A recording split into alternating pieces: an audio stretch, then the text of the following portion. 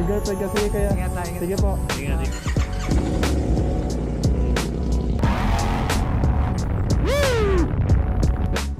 I mean, hindi siya tail tide kasi nasa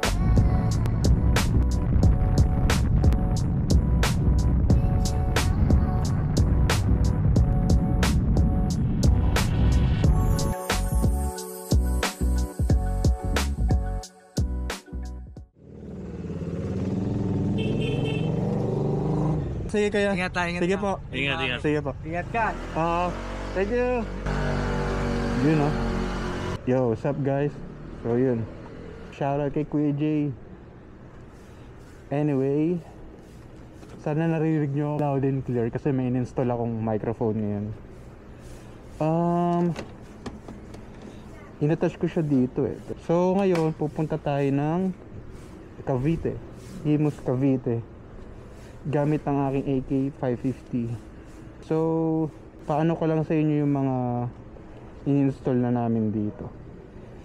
So first, ito, naka-tail tied na siya. I mean, hindi siya tail tied kasi nasa taas sa baba eh. Diba usually, pag tail tied nasa taas. So yun, dito niya minount. Actually si Papa gumawa nito eh. Ano niya to eh, tago? Parang pinag-eksperimentohan niya lang. Sinukat niya, then kinabit niya dito sa caliper. So yun, hindi naman siya tumatama sa gulong. So napakaganda niya, tignan niyo naman.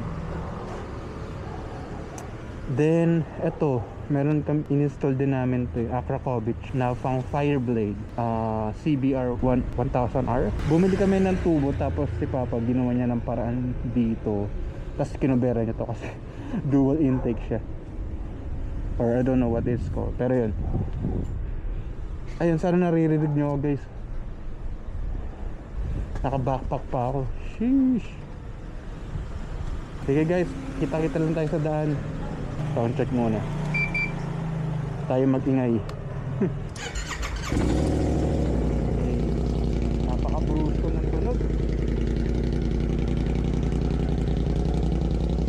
Kumbaga naging straight pipe na siya eh. So guys, see you at the road.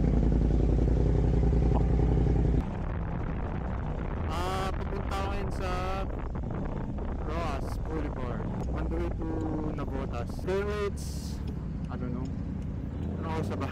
9? 10? Medyo marami pa rin sasakyan. It's 10 p.m. pero ang daming sasakyan.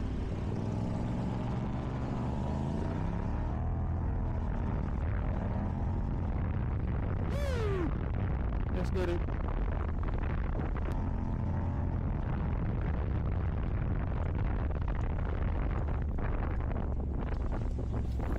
Sarap talaga gamitin ito mga scooter. AK frame yung 550 ang motor natin. Ang gamit nating motor. Anyway, huwag tayo gili dyan. Baka makaipit tayo eh. Ito yung feature mo no? Dito sa left. Diyan ako palagi nag-gym eh.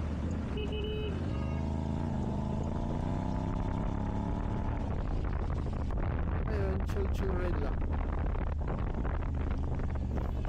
I think yung biyahe ko dito is 1 hour from Malabon to Cavite via Coastal Road and then via Cavitex. Masarap pagdaan dito kasi super open eh. Pero at the same time, scary din kasi madilim, maraming trucks. Siyempre mga kailangan consider dito pag dumadaan. Kaya delikado. Yun o, ano din AK? Ay! Hindi pala AK yun. Sighting yun. Isang X-Max. Damn! Napa-flyby ko ba sila guys? O wag na lang, wag na. Habulin kayo. Watch me. Oh, ba't gumaw yan? Hindi pa buwa.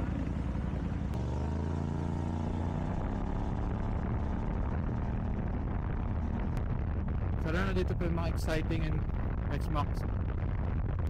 Ayoko lang dito, napakadaming stoplight. Who goes to road, bro? Welcome to the Philippines. You never obey laws here. Never mind, puro na pala. Let's go.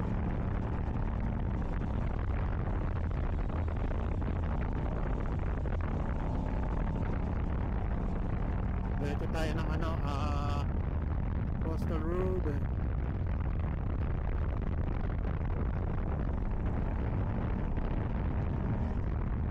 Yo guys, so ayun nakita niyo naman na disconnect yung microphone ko dito. So ngayon magvo-voice over na lang muna ako. For the meantime lang naman to dito lang sa vlog na to guys.